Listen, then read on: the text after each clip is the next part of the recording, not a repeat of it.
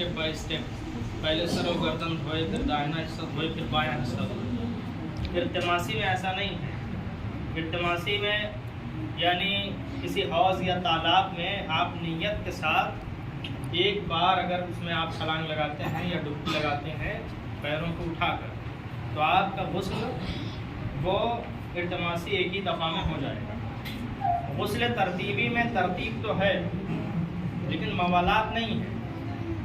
मवालात का क्या मतलब है? मवालात वुज़ू में है, मवालात नमाज में है। मवालात का मतलब है कि पै दर पै चीज़ को बजा लाना, फासला ना हो जाता।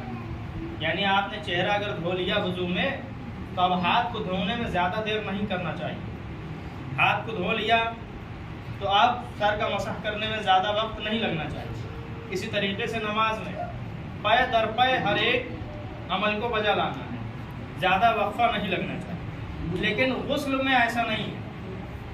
गुस्ल में तरतीब तो है, यानी बदन से तमाम तरीके की नजासत को दूर करने के बाद, अगर कोई चिकनाहट है उसको दूर करने के बाद गुस्ल करे। मान लीजिए आदमी नहा रहा है और उसने अभी सर और गर्दन धोया था और पानी खत्म हो गया, पानी खत्म हो गया।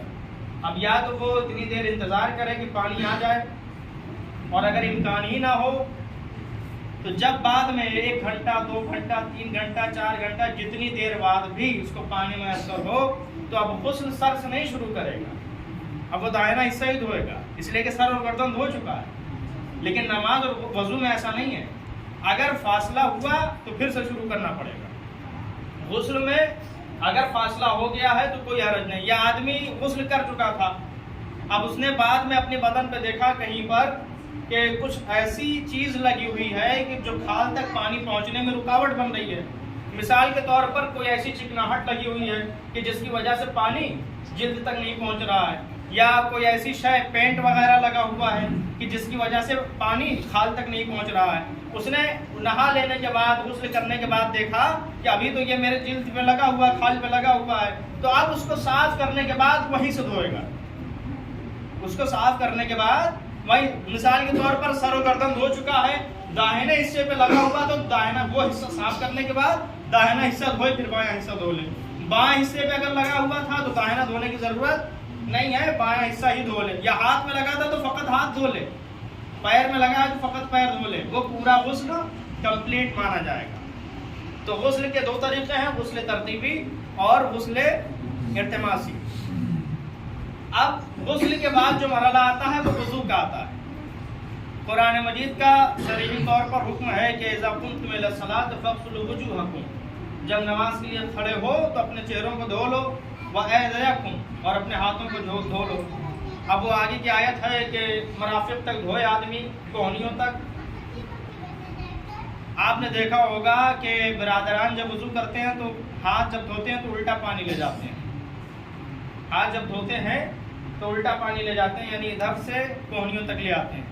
हालांकि वज़ू करने का जो तरीक़ा है वो कोहनियों से उंगलियों के सिरे तक है। कुरान मजीद में है इलल मराफ़िक़, यानी कोहनियों तक हाथ को धोया जाए, कोहनियों तक हाथ को धोया जाए। अब उन्होंने कहा कि कोहनियों तक धोया जाए तो अब हम ऊपर नीचे से कोहनी तक लेके आएंगे। ये अकली बात है ही नहीं, ये अकली बात नहीं है। अगर मैं आपसे कहूँ या किसी और आदमी से कहूँ या किसी पेंटर से कहूँ कि इस दीवार को यहाँ तक पेंट कर दो, इस दीवार को यहाँ तक पेंट कर दो, तो वो कैसे पेंट करेगा? नीचे से ऊपर आएगा? नहीं, ऊपर से करता हुआ नीचे को जाएगा, ऊपर से करता हुआ नीचे को जाएगा। तो अक्ल का तकाजा यही है कि अगर कहा जाए कि यहाँ तक सफाई कर दो, तो ऐसा नहीं कि वो नीचे साफ करता हुआ ऊपर जाएगा। नीचे साफ करता हुआ ऊपर जाएगा तो ऊपर वाला गर्दा नीचे आके फिर जम जाएगा, है कि नहीं है ऐसा? या इसी दरमियान 2-3 रंग का पेंट करना हो तो आदमी नीचे से अगर शुरू करेगा, मान लीजिए नीचे सफ़ेद है ऊपर काला है, पहले नीचे कर ले ऊपर बाद में करे, तो क्या फ़ायदा करने से? इसलिए कि दोनों फिर बेकार हो जाएंगे। तो सही वज़ू यही है कि कोहनियों को उंगली के सिरे से धोया जाए। वज़ू में 3 चीज़ें मुस्तहब हैं और बकिया वाजिब है। हाथों को गट्टे तक धोना 2 दफ़ा, और 3 दफ़ा कुल्ली करना, और 3 दफ़ा नाक में पानी डालना, ये मुस्तहब है। یعنی اگر آدمی اس کو کر رہا ہے تو ثواب ملے گا، نہیں کرے گا تو چہرے سے اگر کرے گا تو بھی اس کا وضو پورا مانا جائے گا، اگر چہرے سے منہ دھو رہا ہے تو بھی اس کا وضو پورا ہوگا۔ وضو کی نیت قربتاً اللہ کی ہوگی۔ ابھی نیت میں بھی دیکھیے بہت زیادہ گڑبڑی لوگ کر دیتے ہیں۔ اصل میں نیت کیا ہے؟ قربتاً اللہ، قربتاً اللہ۔ ہم وضو کرتے وقت یا نماز پڑھتے وقت یا کوئی اور دوسرا کام کرتے وقت جلد بازی میں قربتاً اللہ کہہ دیتے ہیں، اللہ کہہ دیتے ہیں۔ اب یہ بالکل الٹا ہو گیا۔ اللہ کے معنی ہوتا ہے سوائے، اللہ کے معنی سوائے۔ نیت کیا ہے کہ ہم اللہ سے قریب ہونے کے لیے وضو کر رہے ہیں، ہم اللہ سے قریب ہونے کے لیے نماز پڑھ رہے ہیں، ہم اللہ سے قریب ہونے کے لیے غسل کر رہے ہیں۔ لیکن اگر اللہ کہیں گے تبھی اللہ سے قریب ہوں گے، اگر اللہ کہہ دیں گے تو اس کا مطلب ہے کہ اللہ کے سوا سب سے قریب ہونے کے لیے۔ اب تو معاملہ الٹا ہو گیا، یعنی وضو بھی غلط، غسل بھی غلط، نماز بھی صحیح نہیں ہے۔ اس لیے کہ ہر عمل کا دار و مدار نیت پر ہے۔ اگر آدمی کی نیت صحیح ہے تو عمل صحیح ہوگا، اگر نیت میں کھوٹ ہے تو کتنا ہی سجدہ کرے، کتنا ہی ہاتھ پیر دھو ڈالے، کوئی عبادت قابل قبول نہیں ہے۔ یہ الگ بات ہے کہ نہیں جانتا تھا اور اب معلوم ہو گیا، جہالت کی بنیاد پر عمل انجام دے رہا تھا، تو ظاہر سی بات ہے انسان کے لیے عقل و فہم کا دروازہ کھلا ہوا ہے۔ انسان کو اللہ نے باشعور پیدا کیا ہے، نہیں جانتا ہے تو معلوم کرے، نہیں یاد ہے تو یاد کرے۔ قربتاً اللہ نہیں ہے، قربتاً اللہ ہے۔ اور اسی طریقے سے جب ہم صلوات پڑھتے ہیں، اللہم صلی علی محمد و آل محمد، صلی علی محمد و آل محمد ہے، صلی علی محمد و آل محمد نہیں ہے۔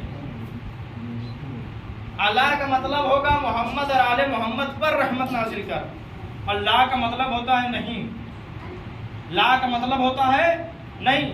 اللہم صلی علی محمد و آل محمد، اے پروردگار محمد اور آل محمد پر رحمت نہ نازل کر، تو اب الٹا معاملہ ہو گیا۔ یعنی ہماری زبان سے اگر غلط تلفظ بھی ہو تو پورا جملہ غلط ہو جاتا ہے، پورا جملہ۔ حی علی الصلاۃ، نہ آؤ نماز کی طرف، حی علی الصلاۃ ہے۔ لوگ جلد بازی میں حی علی الفلاح کہہ دیتے ہیں، لا کے معنی نہیں، حیا کے معنی جلدی کرو، تیزی کرو، فلاح یعنی نجات کی طرف۔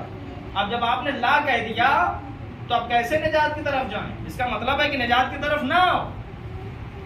حیا علی خیر العمل ہے، جلد بازی میں خیال رکھیں، جلد بازی میں حیا علی خیر العمل نہ ہو، حیا علی خیر العمل ہونا چاہیے۔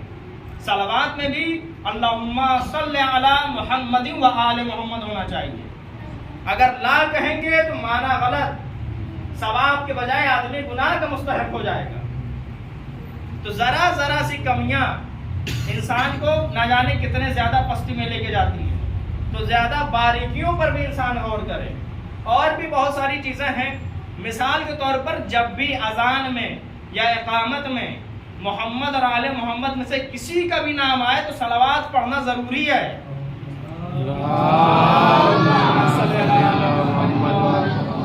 ہوتا کیا ہے؟ اشہد ان محمد رسول اللہ، سب ہر کوئی خاموش ہے، ہر کوئی خاموش ہے۔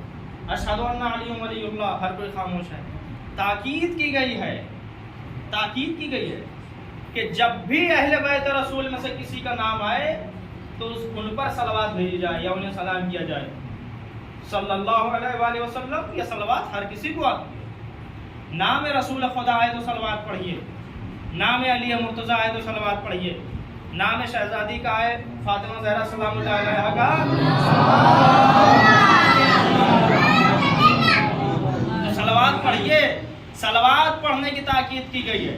آپ نماز پڑھ رہے ہیں، آپ روزہ رکھ رہے ہیں، نماز افضل ہے، روزہ بھی بہت افضل ہے، نماز کے بعد روزے کا مرحلہ ہے عزیزان گرامی۔ لیکن آپ ذرا غور کریں، نماز کون پڑھتا ہے؟ بندے پڑھتے ہیں۔ روزہ کون رکھتا ہے؟ بندے رکھتے ہیں۔ لیکن صلوات ایک ایسا عمل ہے کہ جس میں اللہ بھی شامل ہے۔ सलवात फकत बंदे नहीं भेजते हैं, अल्लाह भी भेजता है। नमाज अल्लाह नहीं पढ़ता, रोजा अल्लाह नहीं रखता, मगर सलवात अल्लाह भी भेजता है। और ये जो आयत हम पढ़ते हैं, इन्नल्लाहा व मलाइकतहु युसल्लूना अलन नबी या अय्युहल्लज़ीना आमनू सल्लु अलैहि व सल्लिमू तस्लीमा।